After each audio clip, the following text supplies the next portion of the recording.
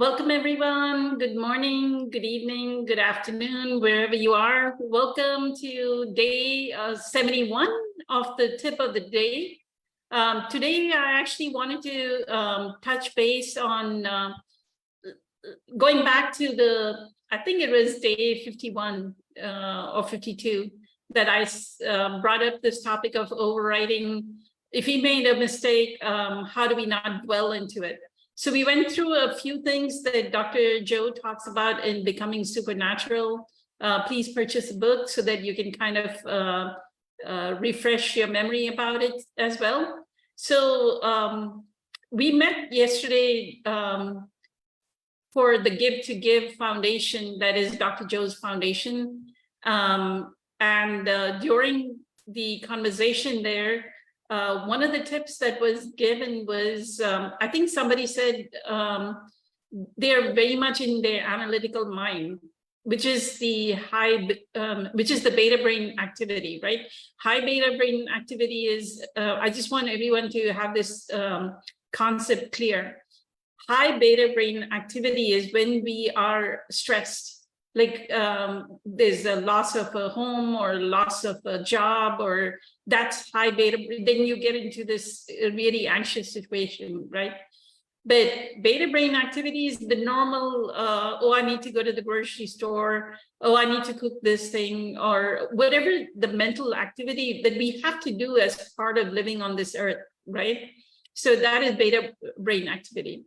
So she was saying she cannot get out of her analytical mind during meditation. And the tip that was given to her was to focus on nothingness. So the tip was like, hold your hands like this and focus your attention on the nothingness, the space between the hands.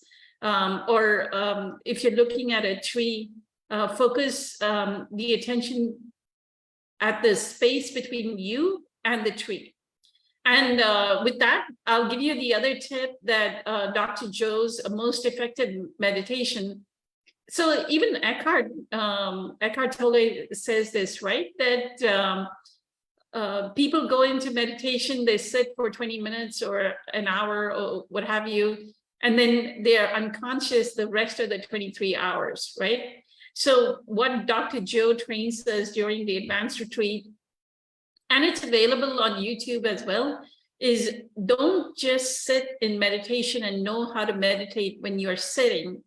Learn how to meditate when you are standing and walking. So he has a series of walking meditations. I think walking meditation 1, 2, and 3, maybe even 4 is available to the general public. I think after 4, the walking meditation 5 and 6, maybe advanced meditations. Maybe they released 5 to the general public as well. So I would highly recommend, if you want to overwrite your patterns, then do the walking meditation, because the main pointer from Dr. Joe is not to have this narrow focus, right? Oh, don't touch this, don't do that, don't do this. That's a very narrow focus, right? Oh, go get in the car and go to your job, leave work. Am I going to get stuck in traffic? Not getting stuck in traffic, right? So that's a very narrow focus. So his meditations are about opening the focus. So he always says, visualize the blackness, visualize what's in front of you, visualize what's on the side of you, which is blackness, right? So one of the other tips that was given yesterday, and I totally agree, I love the walking meditations. I actually love just going into my backyard and circling my backyard a little bit in the evening if I don't have time to do a proper walking meditation. Is to the open focus. You will only observe it when you are out in space, when you can feel the spaciousness of nature. Especially if you're in somewhere in Colorado or in California or in Arizona, where there's a lot of land and open nature, right? Look at that openness, and that's the open focus.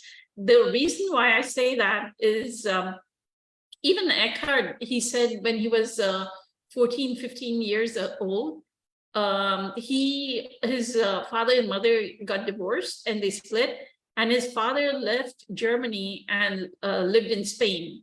And in Spain, supposedly, just like in India, they have flat roof surface, like the roof in US is inclined, right? Because they snow and they want the snow to fall away from the roof, not collect on the roof.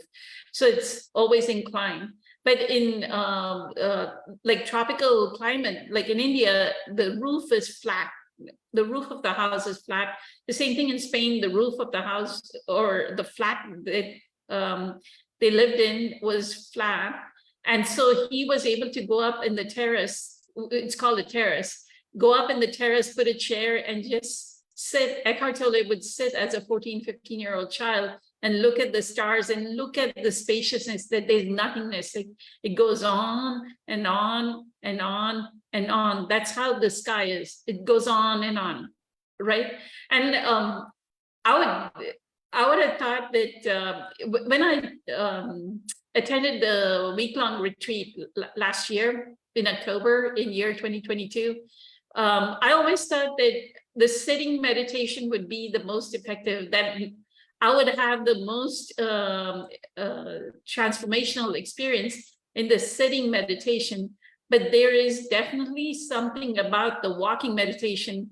Once 2,000 people leave the conference room, the ballroom, and then we start walking, right? First thing in the morning, we're doing a walking meditation. There's something about the emotional release that everyone is experiencing that I had tears. I had tears in my eyes. I think both, there were 3 walking meditations. The first and the second walking meditation, I really had a huge release. The third one was fine. It was not like that emotional, but I think the second walking meditation, I saw the picture of my mother, my father, like all my loved ones, my brother, his wife, my son, and I used to have a dog that I was very close to. So all of them, like the unconditional love that arises, right, for all who you know. So that's my offer to you, is try a walking meditation to override your patterns. Because so what we are working on, like a lot of people may say, oh, I'm working on getting financially abundant. I need more money. I need a higher paying job. Or I'm working on becoming healthy. I have this chronic illness, or I have this certain problem. I'm working on getting rid of that chronic illness, right? But that is not Dr. Joe's intention. Dr. Joe is not saying focus on your healing and like focus and get healed, or focus on your finances and work on your finances. That's not what we are working on. What we are working on is changing ourselves. And to change ourselves, we have to work on, just like I said, right? Like what Dr. Joe says is the electromagnetic frequency that's going to pull that experience is your emotions. If your emotional state did not change, look at what experience you're going to pull. If you're sad yesterday, or you were stressed out yesterday, or day before yesterday, and the day before, or last month, or last year, or all this time, then you're going to pull that kind of experience in your present moment. So you have to change the electromagnetic frequency of your emotions. Everything is electromagnetic frequency, whether it's your like thought has a light value. And I had read a portion of Nature of Personal Reality and electromagnetic frequency. So the thought sends the signal out, and then so the intention will send the signal out, and the emotional field is going to draw the experience. So work on what is the sponsoring thought, right? So during your walking meditation, work on the sponsoring thought. And that's another reason why I love Dr. Joe's walking meditations, because he programs us, you're an unlimited genius, you're a master, you're a mystic, you're a healer, right? He's always reiterating that during the walking meditation.